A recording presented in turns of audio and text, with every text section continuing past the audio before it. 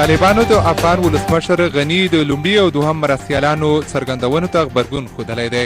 طالبانو د امرالله صالح د تیرې ورځې او سرور دانش د یکشنبې ورځې څرګندونو ته په غبرګون کې ویلي هغوی له اسلامي احکامو څخه په سم ډول درک نه لري، نو ځکه یې پر ضد ناسمې څرګندونې کوي.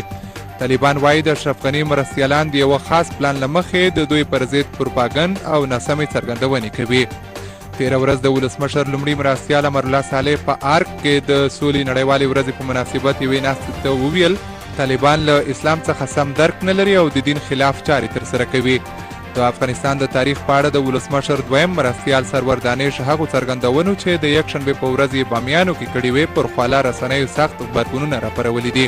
ګڼو کسانو سرور دانش د سودوزیو او محمدزیو واکمنانو او تاریخ ته په سپکاوي تورن کړی او له هغه یې غوښتي چې بخښنه وغواړي. د ښاغلي دانش د خبرو هغه برخه د غبرګون سره مخ ده چې پر افغانستان د سودوزیو او محمدزیو واکمني زورواکي او دیکتاتوري بللي. اخوا سیاسي شنونکي وایي چې د دا ډول څرګندونو په داسې یو حساس وخت کې چې په دوحه کې بین الافغاني خبرې روانې دي منفي اغیز کولی شي. فضل الرحمن وریا وایي د دا ډول څرګندونو موخه روښانه ده او دوی د سولې لپاره خنډ او د خلکو په اذهانو کې ځای پیدا کول بولي.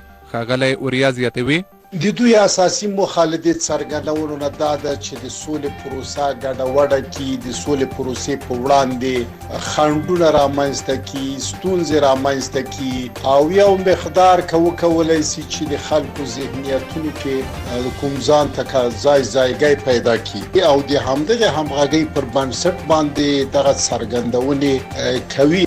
ښاغلی وریا وایي چې ښاغلي دانش د دورنیو 250 کاله تاریخ رد کړ او له دې وړاندې ولسمشر هم رد کړی و.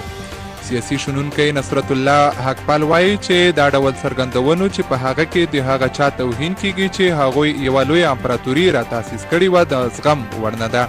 حقپال وایي د غني لومړي مرستیال او دوهم مرستیال دا ډول څرګندونې کولی شي د سولې په خبرو منفي تاثیر ولري او په داخل کې د بې اتفاقۍ لامل شي.